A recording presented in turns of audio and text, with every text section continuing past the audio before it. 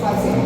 Infelizmente, hoje, as nossas igrejas, embora os grandes ministérios estruturados, eles têm as suas ações missionárias, geralmente no culto de ceia, toda a oferta é destinada à missão, a cuidar dos missionários que as igrejas enviam para os países onde há necessidade, para as cidades onde há necessidade, mas não é algo que nós, enquanto cristãos, enquanto irmãos, congregando em uma igreja, temos o hábito, temos algo tão tangível para falar. E falar de algo que você não tem lugar de fala é muito difícil. E hoje eu me sinto nessa posição, sem lugar de fala, para falar sobre missões. Eu não tenho nenhuma história de missões para contar para os irmãos. Eu não tenho nenhuma história de missões para dizer que eu fiz ou que aconteceu. Não que isso seja relevante, mas de fato missões não é teoria, é prática. Missões não é uma cartilha que a gente pega. Fazer missões não é ler um livro, é ir até onde há um necessitado da palavra do Senhor, de conhecer o Evangelho. E me deparei com essa dificuldade, mas entendi que o Senhor ele tem um despertar para a nossa vida, entendo isso nessa noite, e vamos falar algumas coisas que eu já ouvi e já vi acerca de missões. Nessa noite quero usar sobre Kellen Gaspar. Talvez você conheça essa mulher. Kellen Gaspar tem um vídeo muito famoso nas redes sociais, onde ela conta que a maior oferta que ela recebeu foi de 20 centavos. Uma criança deixou de comer ovos por alguns dias e pegou esse dinheiro e entregou para ela, para que ela pudesse comprar sabão e levar para onde ela ia fazer missões. E esse testemunho viralizou por ser uma oferta tão pequena, mas tão significativa, porque naqueles dias aquela criança ela comeu apenas farinha. E quando Kellen Gaspar perguntou para ela, por que você fez isso? E aquela criança respondeu para ela que ela tinha feito isso porque ela já conhecia Jesus. E ela queria ajudar outras crianças a também conhecerem Jesus. Nos dias de hoje, Kellen Gaspar é uma referência para missões no Brasil e fora do Brasil. Então eu quero usar alguns enredos que ela conta no seu testemunho para falar sobre esse tema. Nós temos uma direção e uma orientação em Mateus 28, no verso 18 a seguir. Jesus diz que nós precisamos ir fazer discípulos e que em todo tempo Ele estaria conosco. Então há uma ordenança e também há uma certeza: Cristo estará conosco em todo tempo. Só que quando pensamos em missões, e quando digo que não tem lugar de fala, eu digo quando a gente pensa em missões, em ir para a África, em ir para um outro país, em ir para uma tribo indígena, em sair do nosso contexto. Mas, queridos, se você olhar para uma pessoa do lado da sua casa que não conhece Jesus e dizer para ela que Cristo salva, cura, liberta, morreu na cruz, perdoa os pecados dela, nós estamos fazendo missões. Nessa semana tinha uma menina na sala, uma menina de 12 anos, e começou um burburinho ali na sala que essa menina gostava de outro menino. E eu fiquei muito incomodada com aquilo. Chamei essa menina, vem cá, me conta que história é essa. Ela me contou a história meio desconcertada, tia, que eu gosto com o menininho, não sei o que. Eu falei, olha, não deixe que as pessoas falem de você, não dê motivo. E eu te conheço, sei que você é cristã, te vi cantando na igreja, nós somos um testemunho vivo de Cristo. Naquela tarde eu lembrei para aquela menina que Cristo a amava tanto que ela precisava se preservar das coisas deste mundo. Isso também é fazer missões, querido. Quando você acorda aquele filho com muito amor, educa ele, traz ele para a igreja, você também está fazendo missões. Não quer dizer que nós não estejamos fazendo. Até você vir para a igreja é uma missão, irmão. Você está salvando a tua própria vida por meio da fé em Cristo Jesus. Então nós não podemos dizer que nós não estamos atuando. Quando olhamos para o pastor Alisson, a pastora Cecília, tão jovens assumindo esta congregação, está fazendo missão? Sim, eu não sei onde você estaria neste momento. Quem sabe na sua casa assistindo televisão, quem sabe na sua casa amargurado, depressivo, mas por conta dessa congregação, você está aqui para adorar o Senhor, para bem dizer o nome daquele que vive e reina, e isso é fazer missões. Nós estamos fazendo missões o tempo todo, com o nosso testemunho de vida. Outro dia, a minha vizinha encontrou meu esposo na porta de casa e disse para ele assim: pede a sua esposa para orar por mim, porque a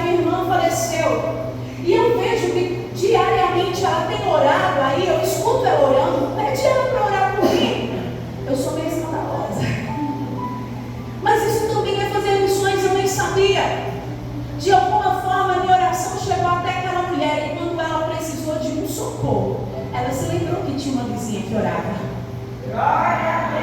Isso é um testemunho vivo de um Cristo vivo, e nós somos isso o tempo todo, e precisamos nos lembrar disso. Só que isso não é o bastante, irmãos. Isso não é o suficiente, porque nós temos acesso a este livro que nos instrui acerca da nossa conduta, da nossa vida. Esse livro tem instruções para tudo, para qualquer situação que nós tivermos.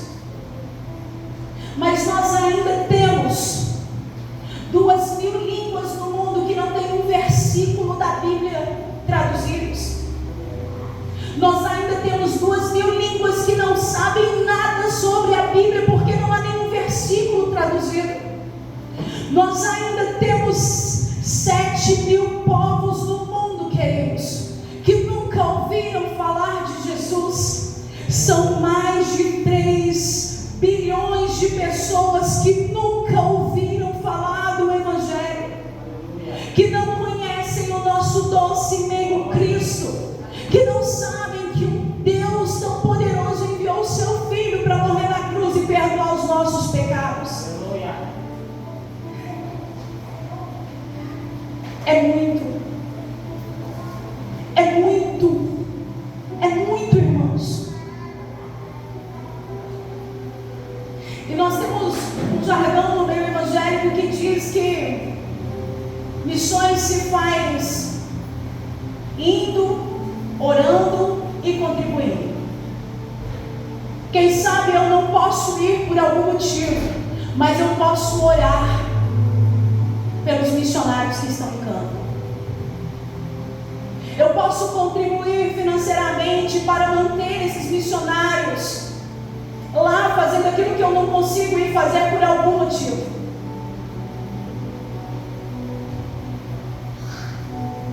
Mas nós não temos dado esse apoio aos nossos missionários. As pessoas que largaram as suas famílias estão empenhadas no meio de uma mata, no meio de lugares onde eles não têm acesso a nada.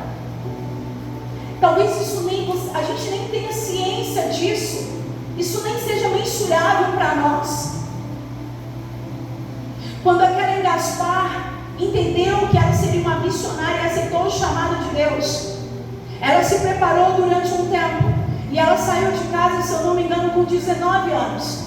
Ela tinha R$30 no bolso. Ela saiu da cidade dela e foi até Belém, mas ela queria chegar nas selvas bolivianas para alcançar um povo. A igreja da Karen Gaspar disse para ela que ela não servia, que ela era jovem, solteira, mulher. Eles não enviavam pessoas com essas características. A Karen Gaspar saiu, deixou tudo e foi seguir a voz de Deus. Quando ela chegou no porto de Belém, ela fez uma oração: Senhor, eu estou aqui, venha me buscar. Eu não tenho como ligar para ninguém, eu não tenho como pedir ajuda para ninguém, eu não conheço ninguém aqui, eu não tenho dinheiro. Venha me buscar.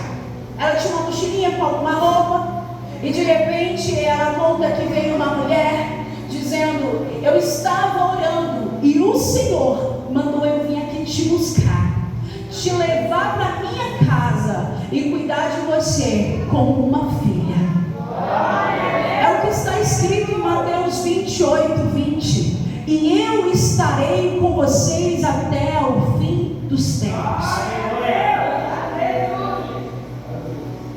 Essa mulher, direcionada por Deus, levou Karen Gaspar até o presidente das Assembleias de Belém. Chegando lá, ele perguntou: quem é a tua igreja? Ela disse: não tem igreja. Quem paga o teu salário? Não tenho salário. Para onde você está indo? Para as selvas bolivianas. Qual é o teu nome? Karen Gaspar. E ele perguntou: quem é Valdemir Gaspar? É algum parente seu? Ela disse: sim, é o meu tio, irmão de minha mãe.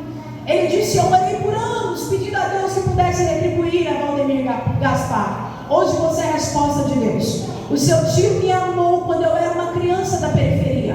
Ele dirigiu os cultos na minha casa. E se hoje estou aqui é por causa do teu tio. Queridos, eu quero contar essa narrativa para dizer para você: o tio de Kellen Gaspar investiu em uma criança. E essa criança entendeu o chamado de Deus na vida dela. Queridos, fazer missão é abrir a salinha da congregação onde nós estamos e dizer: hoje eu vou ser a professora dessa criança, porque hoje é uma criança, mas amanhã vai ser um missionário da última hora, amanhã vai estar fazendo a obra do Senhor. É essa criança que eu quero cuidar, porque esse é o jovem de amanhã que vai fazer a igreja florescer. Aquele pastor disse para ela: você pode ir que nós vamos segurar a corda. Nós seremos a tua igreja, eu serei o teu pastor e nós pagaremos o teu salário. E ela foi. A igreja que Kellen Gaspar dirigia não tinha púlpito, era um tamborete.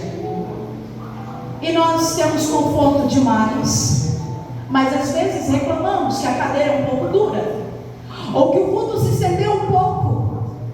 Kellen Gaspar morava em uma casa de palha, comia o que tinha, chá da folha do abacate. E nós podemos ir embora agora e comer, quem sabe, uma carninha moída de molho, que delícia. Nós precisamos nos solidarizar com os missionários que estão em campo e entender que nós temos tanto.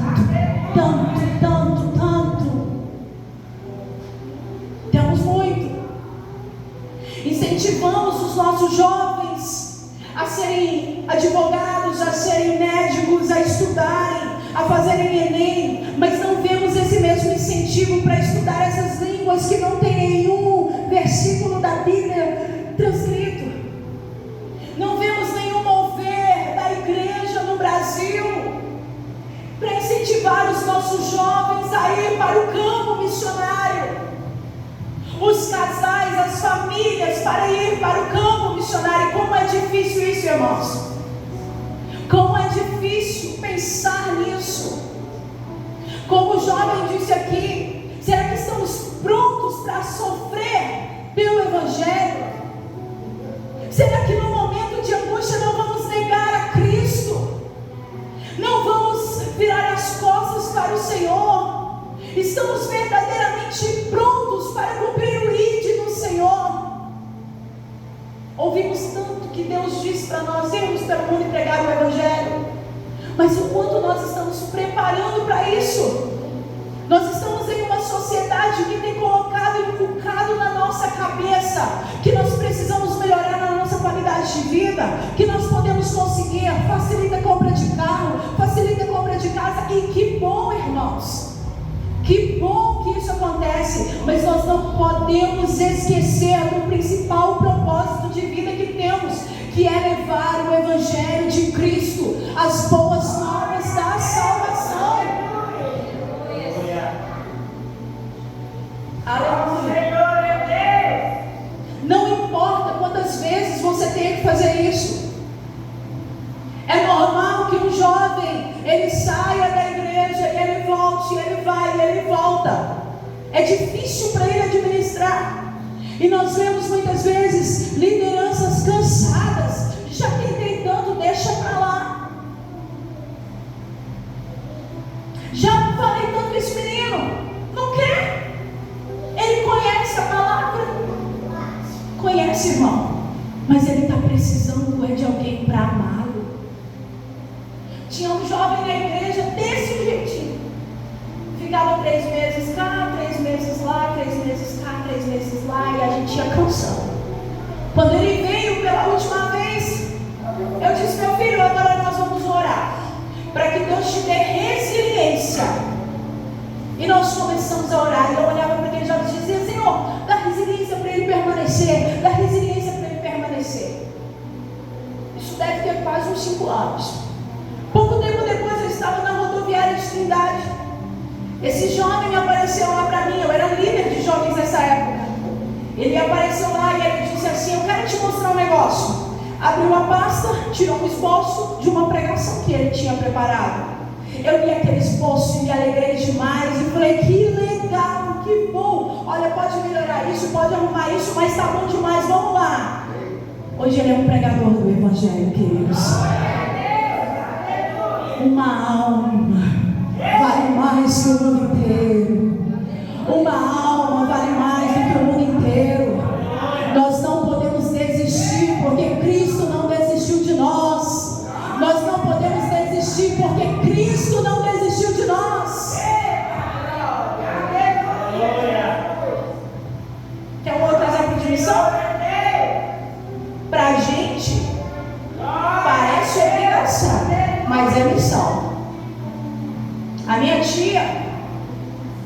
Desde que eu me entendo por gente, ela luta com o meu primo. E toda a vida é do mesmo jeito. Muda não. Vai lá, leva o que precisa, visita, cuida, preocupa. Vai. Ah, mas é mãe. Não, irmãos. Eu conheço mãe pastora que falou para o filho: não me liga se cair lá. Não me chama, porque eu estou te ensinando o caminho certo. Não julgo. Conhece o certo, não conhece? Mas quando você não desiste, é missão. É missão. É um ato de missão. E todas as vezes que a minha tia vai para fazer qualquer coisa pelo filho dela, ela está sendo uma missionária na vida dela. Tem um vídeo que circulou nas redes sociais nos últimos dias. O homem se casou com a mulher e o pastor disse: olha, você está entrando num campo minado. Assim que eles se casaram, a mulher foi diagnosticada com vários distúrbios psiquiátricos, psicológicos. Ela tinha 12 personalidades, 4 personalidades não o conheciam. E ele narra que viveu um inferno naquele tempo. E os pastores diziam para ele: larga dela, porque ela está acabando com o teu ministério. Mas quem entende o chamado de Deus tem convicção daquilo que o Senhor chamou para fazer. Aquele homem cheio do Espírito Santo olha para aqueles pastores e dizem: vocês não entenderam nada, ela é o meu ministério e Deus vai curá-la. Isso é missão, irmão. E Deus curou através de uma pregação do pastor Josué Gonçalves. Ela entendeu que ela precisava liberar perdão para quem tinha feito mal para ela, e ela foi curada. Nós precisamos persistir. Nós precisamos acreditar que Deus faz, que Deus transforma, que Deus cura, que Deus liberta, que Deus restaura, porque Ele tem poder para fazer.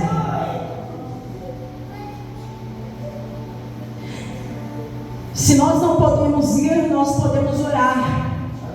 E a oração por missionário, Kelly Gaspar ensina como é. Ela diz que não é aquela oração: Senhor, abençoa os missionários que estão lá. Ela nos ensina que nós precisamos tirar um período de oração e entender a seriedade disso, porque é uma guerra espiritual. Certa vez ela estava orando por um missionário. Pouco tempo depois ela recebeu a notícia de que no dia em que ela estava orando, no momento em que ela estava orando, o missionário estava tentando suicídio aonde ele estava fazendo missões. Mas por conta da oração daquela mulher, do joelho dobrado e o clamor ao Senhor, aquela vida foi poupada. É muito sério isso, irmãos. Nós oramos por bens materiais, oramos por coisas que nós precisamos, mas nós precisamos desenvolver a empatia e nos lembrar das pessoas que estão lá, fazendo aquilo que nós não conseguimos fazer por algum motivo. E nós precisamos orar por essas vidas. Missões também se faz contribuindo. E essa contribuição, irmãos, é algo muito sério. Porque nós envergonhamos o reino de Deus muitas vezes com as nossas ofertas. Aquele Gaspar relata que ela ganhou já ventilador sem hélice, geladeira sem motor, camisa rasgada. Você já pensou que agora no final do ano você pode ofertar nas missões uma roupa nova quando você for comprar a sua para virada? Você já pensou que nesse fim de ano, quando você for comprar a sua ceia, for comprar lá o seu peru, o seu chester, você pode abençoar a vida de alguém fazendo missões, comprando um para ele também? Se o Senhor nos perguntasse nessa noite qual é o campo missionário, aonde estão os missionários da nossa congregação, nós saberíamos responder?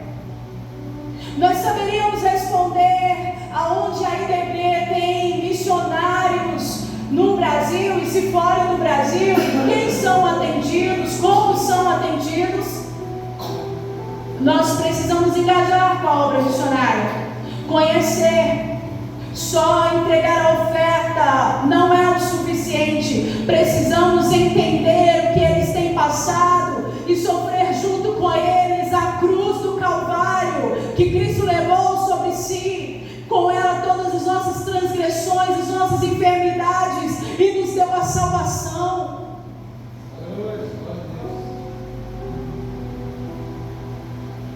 Precisamos contribuir com a obra missionária financeiramente. O Brasil hoje tem 420 milhões de evangélicos. Aliás, vou corrigir isso, no mundo. Somos 420 milhões de evangélicos no mundo. No Brasil, nós movimentamos por ano 21,5 bilhões de reais no meio evangélico, no meio gospel. 21,5 bilhões de reais por ano no Brasil, irmãos. Não tem como nós dizermos que nós não temos dinheiro para as missões, que nós não conseguimos manter o missionário. Vemos congressos grandiosos, e nada contra, é ótimo, eu gosto do congresso, mas isso não pode ser mais importante do que 5 vidas no meio da mata para ouvir falar de Jesus. Glória a Deus. Temos templos grandiosos que comportam milhares de pessoas, e nós só precisamos enviar um missionário para as selvas, para o povo indígena, para os países que ainda não foram alcançados por Cristo. E essas igrejas não podem ser mais valiosas do que isso. Então nós não podemos dizer que nós não temos dinheiro para fazer missões. Nós temos. Movimentamos muito do PIB brasileiro. Nós só precisamos ter um foco como igreja brasileira do Senhor. Entenda que eu não falo dessa igreja, eu estou falando do cristianismo no Brasil. Quando olhamos para Paulo saiu viajando e fundando igrejas e evangelizando o povo e falando de Cristo. E nós temos visto isso hoje. Funda uma igreja aqui, abre um ministério lá, vai para cá, vai para lá. E não é isso. Porque Paulo abriu igreja onde não tinha o evangelho. Mas nós temos visto, irmãos, homens que estão querendo satisfazer o próprio ego. E nós precisamos orar por isso. Porque toda decisão tomada fora da direção de Deus não prosperará. E quando eu falo de prosperar, eu não estou falando de crescer, eu estou falando de abençoar vidas, de resgatar vidas do mundo e trazer para Cristo. Quando Moisés recebeu a orientação de Deus dizendo: vai para a terra de Canaã, mas eu não vou porque o povo é corrupto, Moisés não arredou o pé. Se o Senhor for, nós vamos, mas se o Senhor não for, eu vou ficar bem aqui. Porque sem a presença de Deus, nada é feito. A primeira terra que Kelly Gaspar foi, ela contraiu uma hepatite, ficou muito tempo internada, e quando ela saiu encontrou um pastor. Esse pastor disse: eu estou te procurando há muito tempo, quero que você ore comigo. Tem um povo canibal, comedor de carne humana, e eu preciso enviar um missionário para lá, porque nós enviamos um e ele morreu, ou melhor, ele sumiu, nós não sabemos dele. Kelly Gaspar orou por esse povo, e no dia seguinte ela disse: pastor, me dê esse povo, eu já amo esse povo. O pastor deu para ela uma lista e disse assim: você precisa disso aqui. Resumindo a história, depois você pode procurar o testemunho dela, eu já ouvi 500 vezes, irmãos, por isso que eu sei.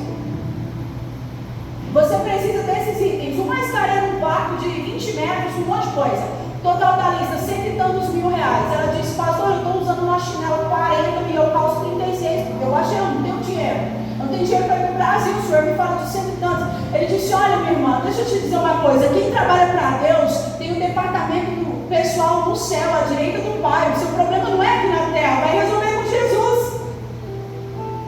Ela vendeu tudo que tinha, não conseguiu arrumar o dinheiro.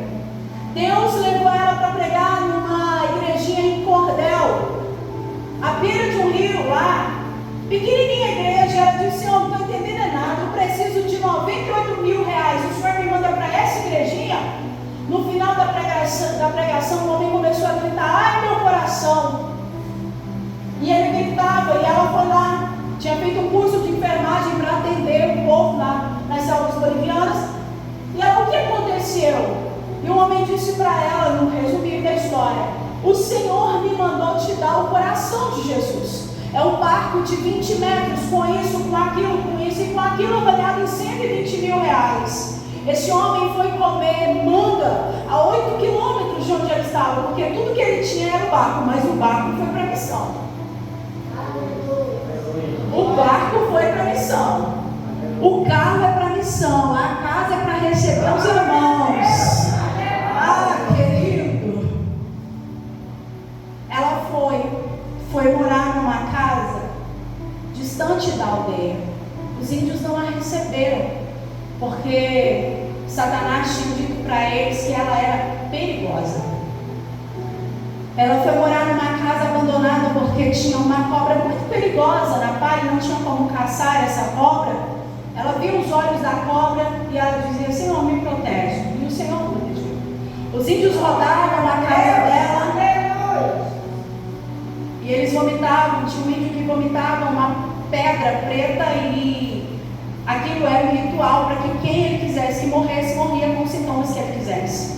E ela dizia: Senhor, me mostra alguma coisa, eu preciso ver. E o Senhor mostrava a casa dela rodeada de anjos, cercada com fogo do Espírito.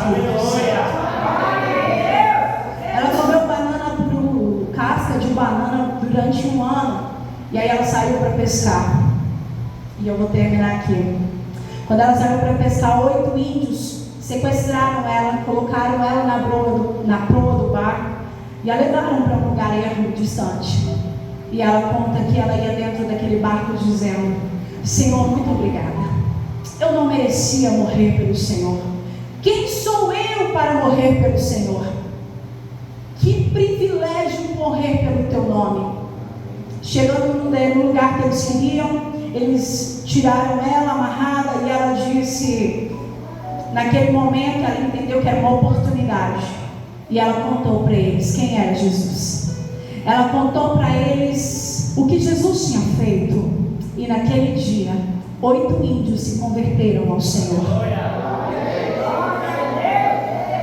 Nesse momento, nós temos muitos missionários que estão nesses lugares, precisando da nossa oração, precisando da nossa contribuição. A Kelly Gaspar tem um projeto chamado Campos Brancos. Ela treina pessoas que entenderam o chamado de Deus. E essas pessoas fazem um treinamento lá por um ano, porque é necessário preparar. A Bíblia diz em Hebreus que a comida sólida a gente dá para adulto e o leite a gente dá para criança. O que o autor está dizendo é: se você tem preparo espiritual, chegou a hora de comer comida sólida, de parar de mimimi, de coisinha, sabe? Aquelas fragilidades que não cabem mais. E se você ainda é criança, tem uma igreja para te dar leite até que você fique adulto. E nós precisamos entender essa palavra.